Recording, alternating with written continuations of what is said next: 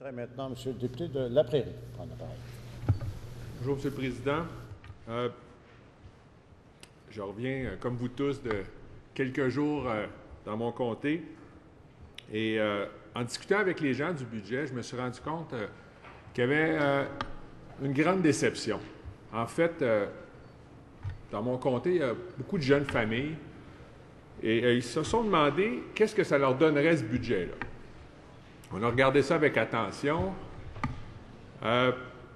Oui, il y a certaines mesures, certains crédits d'impôt qui peuvent être intéressants. On parle autour de 27 millions de crédits d'impôt par année, différentes mesures pour les familles. Mais c'est pas ça que les familles de mon comté attendaient en priorité. Ce qu'ils attendaient, en fait, le test auquel le gouvernement était confronté, c'était clairement la création de places de garderie. En fait, vous le savez, par exemple, dans mon comté, on est rendu, juste depuis l'élection, la liste d'attente dans les garderies a doublé. On est passé de 1500 noms sur les listes d'attente à 3000. Je ne sais pas sur quelle planète était le gouvernement en préparant son budget, mais qui n'a promis aucune nouvelle place que ce qui était déjà promis, qui n'a même pas concrétisé sa promesse électorale de créer 15 000 nouvelles places de services de garde. C'est incroyable.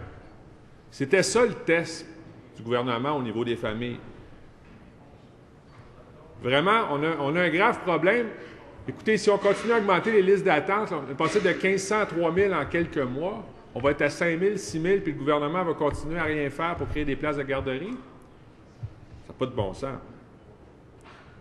L'autre question, vous savez, avec Obama aux États-Unis, avec les beaux consensus sur la planète, pour agir, pour améliorer l'environnement, on peut se demander dans quelle mesure notre gouvernement est vert, dans quelle mesure le gouvernement agit dans le sens d'améliorer l'environnement. Est-ce que c'était un budget de gouvernement vert? Mais quand on regarde avec attention le budget, on voit d'un côté une vingtaine de millions d'investis dans les technologies environnementales, c'est bien. Mais c'est marginal. Le vrai test en environnement, si on veut réduire les émissions de gaz à effet de serre, on sait tous c'est quoi. Il faut prendre moins nos voitures, puis prendre davantage de transports en commun. Qu'est-ce que nous propose le gouvernement pour arriver à cet objectif-là?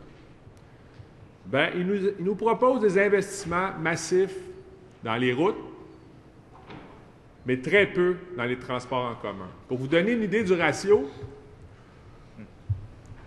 pour chaque dollar que le gouvernement va investir dans les infrastructures de transport en commun, il va en mettre 6 dans les routes. Est-ce que vous pensez que dans 5 ans, avec des ratios comme ceux-là, on va prendre moins nos voitures pour prendre le transport en commun? On n'aura pas le choix de prendre nos voitures en banlieue parce qu'on n'aura pas assez de transport en commun, parce que le gouvernement n'aura pas mis les investissements nécessaires. C'était ça le vrai test en environnement. Combien on investit dans les transports en commun? Une autre question, vous savez, on a parlé beaucoup de récupérer de l'argent en augmentant la TVQ, mais il y a un autre aspect qu'on a moins discuté, la récupération en luttant contre l'évasion fiscale. On parle à terme d'aller chercher 900 millions par année en lutte à l'évasion fiscale. Comment on va faire ça? En ce moment, bien sûr, il y a certaines mesures qui peuvent être faites pour réduire le travail au noir, mais il y a un aspect important que les citoyens aimeraient qu'on traite, un enjeu auquel on devrait s'attaquer en priorité, c'est la question des paradis fiscaux. Est-ce que le gouvernement du Québec a les moyens d'aller récupérer l'argent qui est dans les paradis fiscaux? Moi, je pense qu'on n'a pas le choix de passer par là si on veut vraiment atteindre des chiffres comme 900 millions par année de récupération en luttant contre l'évasion fiscale. Il y a une anecdote, il y a quelque chose qui s'est passé cette année qui est intéressant. Le gouvernement américain a réussi à obtenir la liste des clients de la banque suisse UBS, la liste des clients américains qui ont leur compte de banque en Suisse. Ça va permettre au gouvernement américain de faire les enquêtes pour pouvoir mieux lutter contre l'évasion fiscale. Je me suis posé la question, est-ce que le gouvernement du Québec pourrait faire la même chose? Demander à UBS la liste des clients québécois ayant des comptes de banque en Suisse. Monsieur le Président, Malheureusement, non. Pourquoi? Parce qu'il existe une convention fiscale entre le Canada et la Suisse qui garantit le secret bancaire. Les Américains avaient la même convention fiscale, mais eux l'ont renégociée et ont éliminé cette clause-là qui reconnaît le secret bancaire en Suisse. Qu'est-ce que fait le gouvernement du Québec? Et surtout, qu'est-ce que fait le gouvernement fédéral? Parce que c'est le gouvernement fédéral, malheureusement, comme on est dans le Canada, c'est encore le fédéral qui signe les conventions fiscales. Qu'est-ce que fait le gouvernement fédéral pour signer une convention fiscale avec la Suisse et avec tous les autres États paradis fiscaux? Parce que ces États-là ont pris des engagements politiques dans le cadre de l'OCDE de signer de telles conventions. Donc, le terrain est préparé. Il ne reste qu'à Ottawa à envoyer des projets de convention. Malheureusement, il n'y a rien qui a été fait. Ça va empêcher le gouvernement du Québec de faire un travail efficace, d'enquêter pour lutter contre l'évasion fiscale, passant par les paradis fiscaux. Là, on a un vrai travail à faire comme parlementaire. Il faut s'élever un peu au-dessus des enjeux partisans et confronter Ottawa à cette réalité-là. Il faut qu'Ottawa envoie des projets de convention fiscale et signe des conventions fiscales le plus rapidement possible avec la Suisse et avec les autres États jugés paradis fiscaux pour que le gouvernement du Québec puisse ensuite faire comme le gouvernement américain a fait, c'est-à-dire demander les listes de clients qui ont des comptes de banque dans les paradis fiscaux, puis commencer à faire son travail à Revenu Québec pour aller récupérer les taxes et les impôts qui devraient être payés. Combien ça pourrait nous rapporter? Il y a des données de Statistique Canada ont été publiées, des données pour 2003. À l'époque, on parlait d'un coût d'environ 10 milliards de dollars pour Ottawa, de ces impôts-là non perçus, alors qu'au Québec, on pourrait évaluer ça autour de 2 milliards de dollars. 2 milliards de dollars, c'est probablement plus aujourd'hui, c'est beaucoup d'argent. C'est beaucoup d'argent qui manque dans la sacoche de la ministre des Finances.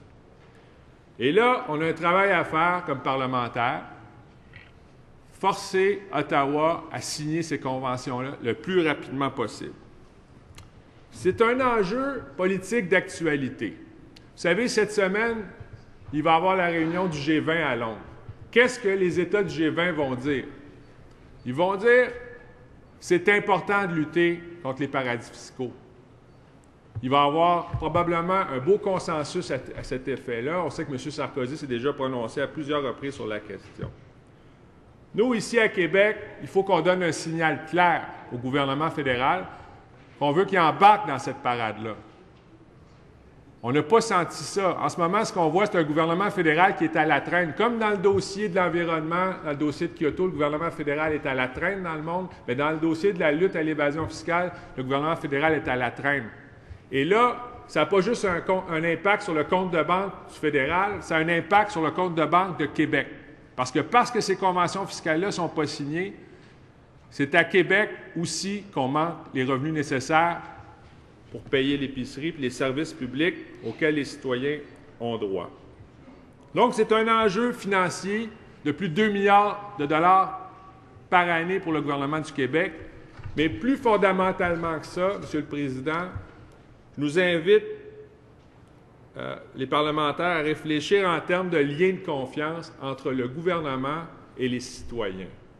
Quand les citoyens voient qu'on continue à avoir des paradis fiscaux, qu'il n'y a rien qui est fait pour lutter contre ça, c'est sûr que ça ne leur tente pas de payer leurs impôts. Puis ça, c'est un gros problème de confiance.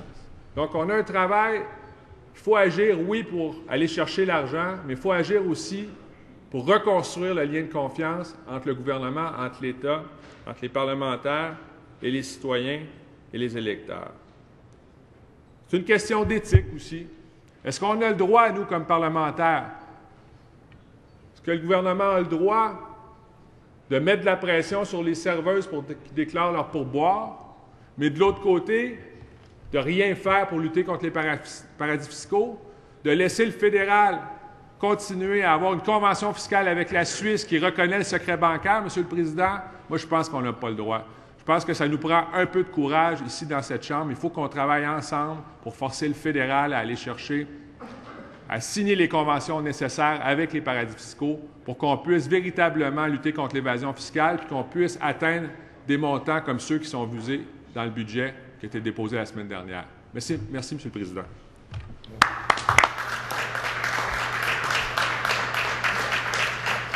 Merci, M. le député de la Prairie.